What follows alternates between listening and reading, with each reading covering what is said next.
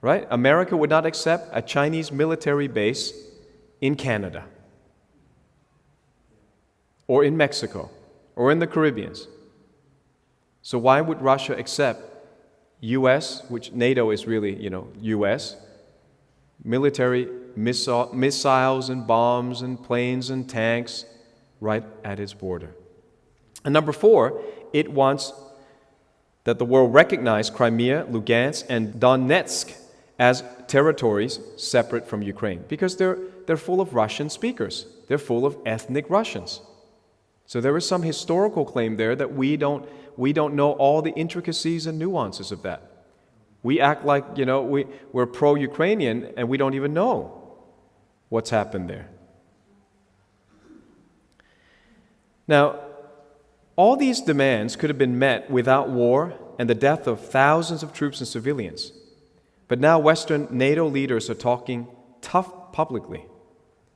But know that the defeat of the Ukrainian army is a foregone conclusion, and that the sanctions on Russia might hurt the West as much or worse than Russia. Since 2004, Western leaders have worked to keep Ukraine impoverished and corrupt as a way to cultivate a puppet state that would act as a wedge to destabilize Russian security, even while some Western politicians have been personally enriched by corrupt business dealings in Russia and Ukraine. And that goes straight to the Biden family. That's what Donald Trump was trying to investigate. He was impeached for making a call about getting facts on how deep was the corruption, how deep was the deep state, how many people were making millions of dollars in Ukraine. And the Biden family were involved. It's not even a secret. A peace deal was possible. Putin had said what he wanted. We could have negotiated. Did you know that 1 month after the invasion, Russia and Ukraine were ready to sign a peace deal in April 2022? But Boris Johnson, the Prime Minister of UK, personally traveled to Ukraine to meet Zelensky and stop a peace deal.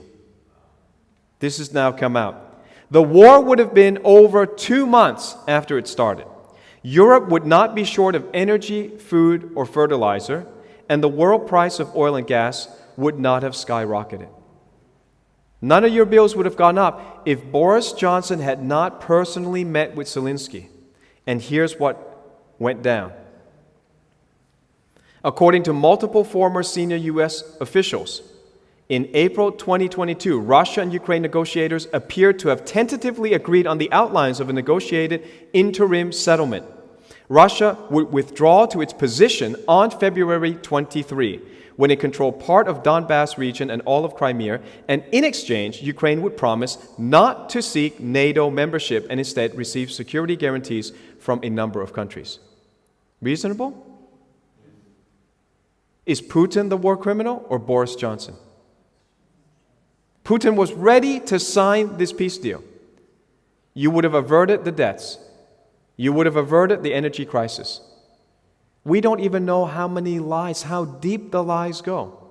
Only when these things begin to come out. And how many people report this? Is this on CNN? Is this on BBC? It's such a controlled narrative.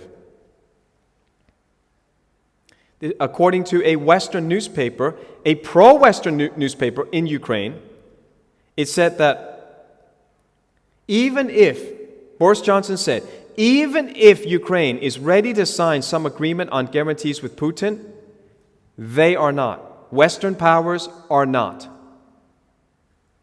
Johnson's position was that the collective West now felt that Putin was not really as powerful as they had previously imagined, and that here was a chance to press him. So they were going for war. They were trying to destroy a part of Europe. You cannot have European security without including Russia. Russia is a part of Europe. But they're alienating Russia. Sounds like a bad marriage. They seem to have this formula down pat. The entire world sanctioned Russian oil, froze Russian assets, attacked the Russian ruble, forbade Russian stocks to trade. Netflix even canceled paid subscriptions. Can you imagine that? On what basis? You're a Russian, you didn't start any war, you paid for your Netflix, you can't access it anymore. Russian news was wiped off the internet. There used to be RT, you used to hear both sides. They demonized Russia and completely stopped any flow of information from the other side. We're still living in this, and you think we have free press, free speech? They're tightening the noose. One day they will say, I cannot preach the word of God. And I will preach. I will preach to my dying day. I would rather die and go to heaven than preach your lies and go to hell.